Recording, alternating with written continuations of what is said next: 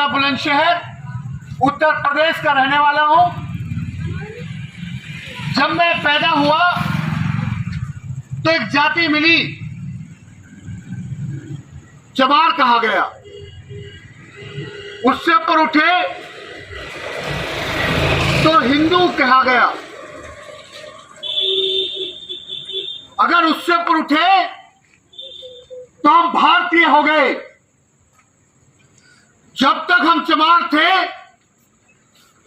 तो दूसरों के बारे में नहीं सोच सकते थे, लेकिन आज हम भारतीय हैं तो देश का प्रत्येक व्यक्ति, हाशिए पे जिंदगी जीने वाला व्यक्ति, जिनके बच्चों के अधिकार छीने जा रहे हैं, जिनका शोषण हो रहा है, चाहे वो किसी भी धर्म या जाति से ताल्लुक रखते हो, वो हमारे भाई हैं। हम उनके साथ संघर्ष करके इस देश में संविधानवादी सरकार बनाना चाहते हैं, जो mission Azad Samaj party Bhim army के माध्यम से इस देश में चलाया जा रहा है। भाई चंद्रशेखर आजाद उसका नेतृत्व कर रहे हैं और हापुड़ पर वीरेंद्र कुमार श्रीज जी को पार्टी का प्रत्याशी बनाया गया है। और मैं इस जिले में गांव-गांव जाकर देश के प्रत्येक लोगों को, गांव निवासियों को उनके अधिकारों के प्रति जागरूक करना चाहता हूं। और मेरे देश के लोगों, मेरा रिश्ता आपसे है। ये बात आपको देर से समझ में आएगी। लोग आपको जाति धर्म के नाम पे बांटना चाहते हैं, आपको गुलाम बनाए रखना चाहते हैं, लेकिन हम देशवासियों को जागरूक करके इस देश में मानवतावादी विचारधारा को लोगों तक पहुंचाकर समता, स्वतंत्रता, बनता, न्याय पर आधारित व्यवस्था का निर्माण करना चाहते हैं।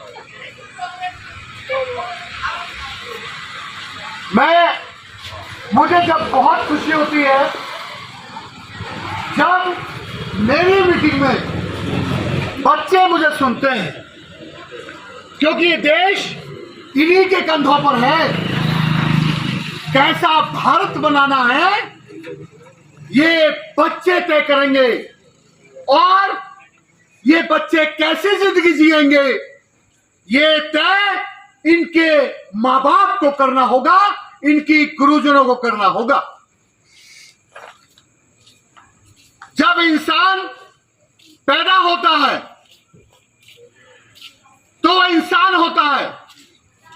जन्म से उसको एक धर्म, एक जाति मिलती है, तबकि धर्म और जाति का इंसानियत से कोई लेना देना नहीं है। क्या आदमी दाढ़ी रख ले, मूछ कटा दे, टोपी पहन ले, मुसलमान हो जाता है, और यदि दाढ़ी मूछ रख ले, बाल रखा ले, पगड़ी पहन ले, सिख हो जाता है। और यदि आदमी दाढ़ी मूछ कटा के फ्रेंच कट रख ले, ईसाई हो जाता है। घोट मोट करा के चुटिया रख ले, सनातनी हो जाता है। और पूरा घोट मोट करा दे तो भंते हो जाता है। नंगा हो जाए तो जैनी हो जाता है। जबकि इंसानियत का इससे कोई लेना देना नहीं है। ये पहचान है मात्र। असली जो पहचान है वो है इंसानियत। असली धर्म कोई है तो वो है इंसानियत। बाकी सब बंटवारा है इंसान का के नाम पे। इंसान का बंटवारा है, पाखंड है और लूटने का धंधा है, ताकि लोगों पे हुकूमत की जा सके। यही कड़वा सच्चे संसार का। इंसान के अंदर है इंसानियत, लेकिन सातर चालाक लोग, खाना बदोश लोग, निकम्मे लोग इंसान को बांटते हुए आए हैं और आगे जितने भी बांटते रहेंगे, ये आपको तय करना है आप किधर रहेंगे, नफरत फैलाने वाले लोगों में या इंसानियत फैलाने वाले लोगों में। आप कहां रहेंगे, नफरत करने वाले लोगों में या फिर मोहब्बत करने वाले लोगों में। अगर यहां किसी का एक्सीडेंट हो जाए तो उसकी बरादरी पूछ के नहीं बताता बचाएगा आदमी, पहले उसको बचाएगा। डॉक्टर बरादरी पूछ के इलाज नहीं करता, वो इलाज करता है। पेट में रोटी ना हो तो भीख मांग के किसी से भी खाता है, उसको धर्म और जाति का बुखार नहीं रहता। और बीमार पड़ा हो वेंटिलेटर पे, उससे कहा जाए ब्राह्मण से क्या चमार का खून है, क्या चढ़ा दिया जाए। उससे कहा जाए डॉक्टर चमार है, भंगी है, क्या इलाज कराया जाए। वो कहेगा हाथ जोड़ के मुझे बचा लीजिए, चाहे मुझे किसी का भी खून चढ़ा दीजिए। लेकिन जब आदमी के पेट में रोटी आ जाए, थोड़ा सा समय अच्छा हो जाए, तो उसे जाति और धर्म का बुखार चढ़ता है। और जो लोग अकल से खारिज हैं, अनपढ़ हैं, वो भी बरगलाए बहकाए जाते हैं धर्म और जाति के नाम पर। मेरे देश के लोगों, आपके बीच में बहुत आए होंगे बहकाने वाले लोग, लेकिन जगाने के लिए कोई कोई आता है। जब बच्चा पैदा हो उसकी शिक्षा दीक्षा कराई जाए, बच्चा पढ़ा लिखा बड़ा हो, उसके पीछे माँ बाप बहुत खर्च करते हैं।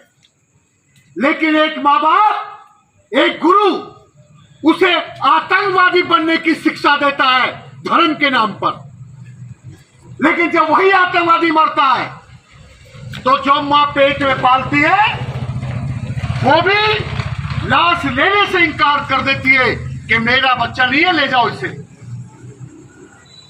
और जो माँ बाप अपने बच्चे को इंसान बनाते हैं, जो गुरु इंसानियत का, देशभक्ति का पाठ पढ़ाता है, उतना ही धन खर्च होता है, उतना ही समय खर्च होता है जितना आतंकवादी पे होता है। लेकिन जब वो शहीद होता है तो हर जाति के लोग आंखें नम करते हैं। जिन्होंने कोख में नहीं पाला वो भी मां बहन छाती पीटती है कि आज हमारा बेटा मर गया। बाबा साहब अम्बेडकर का जन्मदिन केवल चमार ही नहीं मनाते, दूसरी बरादरी के लोग भी शामिल होते हैं जो उनके संघर्ष के बारे में जानते हैं। लेकिन इस देश में बाबा साहब को भी गुनहगार बनाने का काम कर रहे हैं लोग, और दूसरे तो छोड़िए, वही लोग कर रहे हैं जिसके समाज के लिए बाबा साहब ने किया। यदि बाबा साहब को मानने वाला आदमी रोज पौवा पीता है, अपनी पगड़ी पे डंडा बजाता है, बच्चों को पढ़ाता नहीं है, तो वो बाबा साहब का शोषण करता है, उनके कद को छोटा करता है। जो जुआ खेलता है वो बाबा साहब के कद को छोटा करता है। जो अमीर भाई गरीब भाई के बच्चों को पढ़ाने लिखाने में मदद नहीं करता है, वो भी बाबा साहब के कद को छोटा करता है। तो फिर बाबा साहब की मूर्ति लगाना और जय भीम करने का कोई मतलब नहीं रह जाता है। मेरे देश के लोगों, इन बच्चों को आप क्या बनाएंगे? क्या आप इनको नफरत सिखाएंगे? नहीं। अगर आप इनको कुछ बनाना चाहते हो तो इंसान पहले बनाइए। अगर ये इंसान बन गए तो डॉक्टर भी बढ़िया बनेंगे। किसी का पेट फाड़ के घर पे पैसे लेके नहीं आएंगे।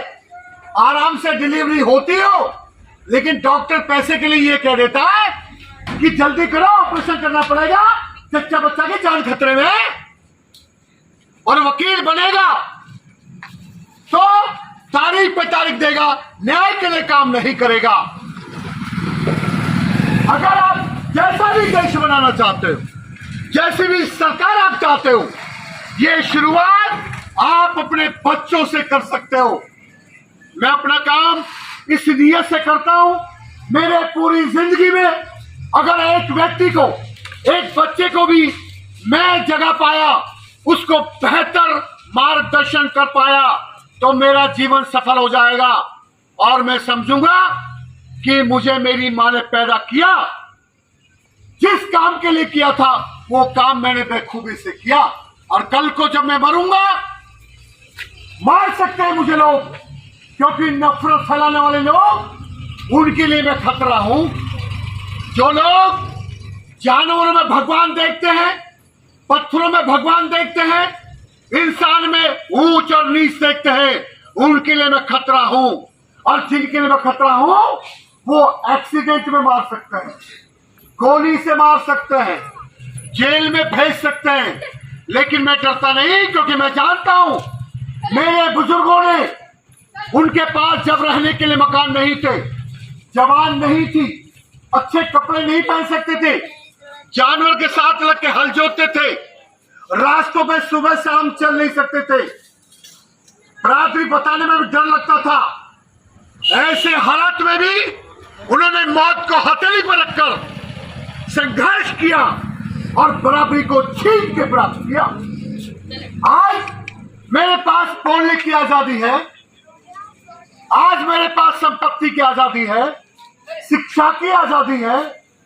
इतनी सारी आजादी के बाद भी यदि मैं इन बच्चों का मार्गदर्शन नहीं करूंगा, तो फिर मैं मर गया तो कितने कुत्ते मर गए, कोई नहीं पूछता।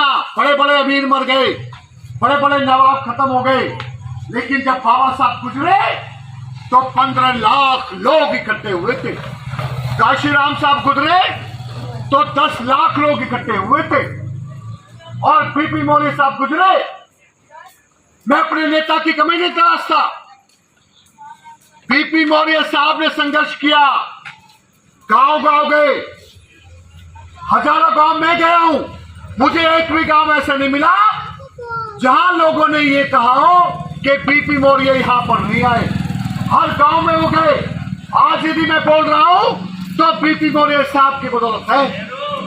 मुझे तकलीफ होती है जब किसी बच्चे से मैं पूछता हूं कि बेटा क्या बनोगे, वो बेटा कहता है डॉक्टर बनूंगा, बेटी कहती आईएएस बनूंगी। मैं सोचता हूं जब जब देश आजाद हुआ तो शिक्षा में धंधा नहीं था। जब शिक्षा में धंधा नहीं था तो अमीर और गरीब एक ही स्कूल में पढ़ते थे, तो गरीब लोग भी आगे बढ़ रहे थे। लेकिन जब उन्होंने देखा गरीब लोग आगे बढ़ रहे हैं तो शिक्षा में धंधा किया। School fees, tuition fees, building fees, generator fees, annual fees, exam fees, इन लोगों ने, शातिर चालाक लोगों ने, जो किसी बरादरी के सगे नहीं है, न किसी धर्म के हैं, उन्होंने शिक्षा को धंधा बनाया और देश को जाति धर्म पे गुमराह किया ताकि लोगों को पता ना लगे। और गरीबों के हाथ से शिक्षा छीन ली गई, षड्यंत्र रचा। 5वीं बोर्ड खत्म। पहले प्राइमरी में 5वीं बोर्ड होता था, 5वीं बोर्ड खत्म, 8वीं बोर्ड खत्म और 10वीं बोर्ड है। जो चाकू चलेगा नहीं उस पे धार लगेगी नहीं। जब बोर्ड का एग्जाम नहीं होगा तो बच्चा क्यों पढ़ेगा? जब 10वीं का एग्जाम देगा तो फेल हो जाएगा। फेल होने के बाद क्या करेगा? मजदूरी करेगा, गुलामी करेगा। अगर बोर्ड एग्जाम देगा तो दिमाग काम करेगा और अच्छे नंबर से पास होगा।